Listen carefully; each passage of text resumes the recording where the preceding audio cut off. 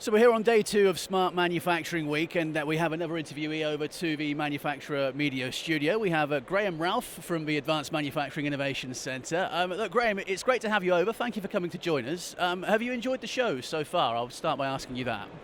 Yeah, definitely. It's been hectic. It's great to see how busy it is. The thing that always blows me away at these kind of shows is you come in expecting to see the people you expect to engage with, and you get a lot of that, but you get some real curveballs. You always get surprised, even though you've done these things a few times. There's always some really interesting conversations that take you by surprise. Yeah, fantastic. Could you tell us then the relationship that your company have with the show, what you're doing this year, and we can expect some exciting stuff for next year as well, I believe. Yeah, it's relatively new. AMIC, the Advanced Manufacturing Innovation Centre, is relatively new. It's born out of pre-existing centres, but now being brought together and really grown and accelerated. And that relationship this year is really centred around raising awareness of the ambition for next year, you mentioned.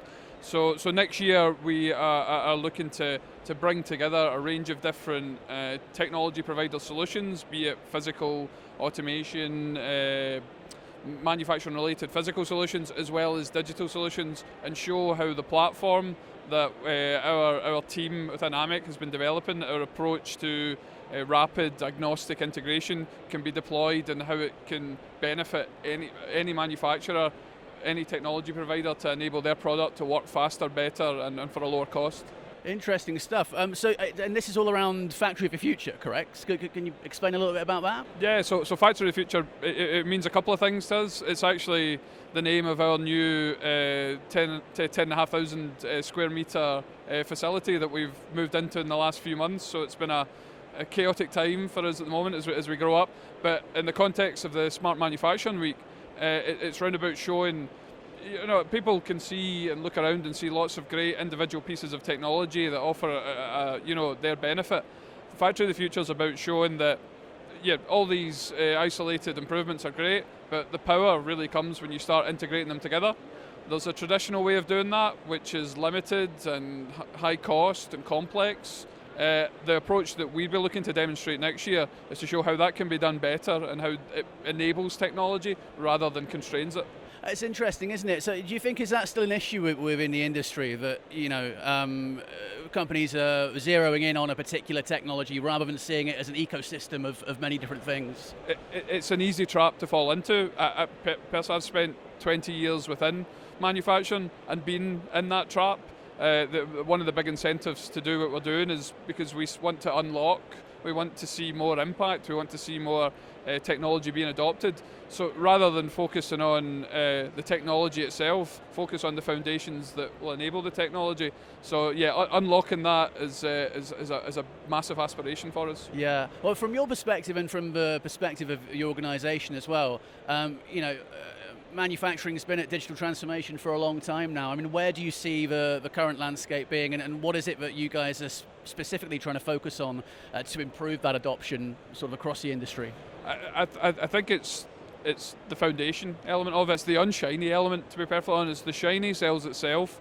I think there's a little bit of I think manufacturers are a little bit tired. I think there's some eye rolling. I think there's a lot of failed implementations, or implementations that didn't fully realise what was expected. So there's a lot of recognition now that, okay, how can this be better? And what we're looking at is, on both sides, and what's been described in Factory of the Future, how do we enable that to work better? But also, how do we help manufacturers to understand the real problems that they're solving, rather than react to what you think you're solving? So there's lots of different approaches to do that. We have a great programme kicking off and ramping up in Northern Ireland called Datum, that helps small manufacturers take that journey, and a big part of that is just meeting them where they are, understanding the problems, and making sure that the solution and how you architecture the solution is fit for purpose, and it's fit to solve the problems that they don't know they've got yet. Yep. Yeah. And then next year, when you guys come back in 2027, so the Factory of the Future, the exhibition is going to take a kind of more hands-on, kind of interactive thing that people can actually get involved with. what can kind of people expect from next year? I know we're kind of looking a year down the road now, and you are here this year, of course. People can come and see you at this show right now. But in a year's time, what can we expect to see? So we're treading lightly at the moment because we want everyone to come to say that they would like to be part of it. There's going to come a point where what's practical, what's achievable, maybe limits that, but we want it to be open as possible. But really, we want a physical representation of as many pieces of equipment, or as many pieces of IT and OT, as many software systems that we can show in a manufacturing scaled down version. The dream scenario is we can produce components or parts or some sort of output that people could take away. We're just going to have to balance off what's practical, achievable, but gets the message across. But really, what's going to underpin it is, one, we're going to show the manufacturing, but we're also going to show how we can quickly swap out, robot A to robot B, and show that the system enables that.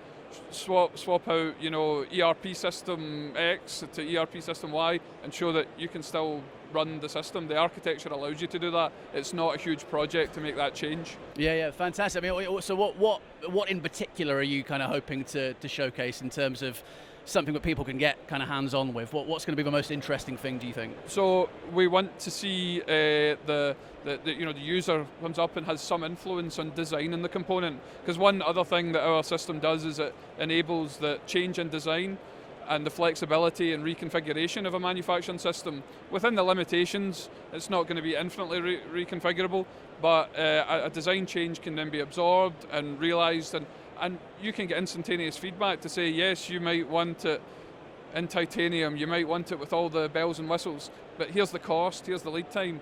Rather than finding that out after you've designed something, find that out live, feed that through the system and produce the components. So really that interaction. We also, from some of the technology providers we've spoke to, we want to incorporate some really smart manual processes. We want to make sure that people realise that digital transformation isn't all automation, it isn't all shiny, the bar isn't so high that it's only for certain people, certain companies. We want to show that your manual processes, your basic nuts and bolts processes, there's technology to be adapted to augment them, so we want to show elements across the board. And then going back to the point, we want to show that this integration makes it easy to deploy, easy to change, and gets you going, and you're paying for what the value is, you're not paying for integration on top of that. Yeah, I think you've kind of mentioned it there, but what is it that you're hoping Factory of the Future, or what are you hoping that people take away from it, and learn from it, and how do you kind of see it influencing the manufacturing industry going forward? The real hope for me is showing that we're building Industry 4.0 technologies on top of Industry 3 foundations, and they're not to say they're not compatible. There's a lot of very clever people that do a lot of intensive work in a bespoke way to make that work, and you get some fantastic examples. I think what we'd like people to take away is, if I think about how I structure my data slightly differently, all of a sudden it's a lot easier to unlock, be it physical automation, AI, or the next buzzword that comes along. Put your foundation in place and it'll all be available to you. Great, fantastic. It's been great getting your thoughts, Graeme. I hope you enjoy the rest of the show. Perfect, thank you very much. Good man, thank you.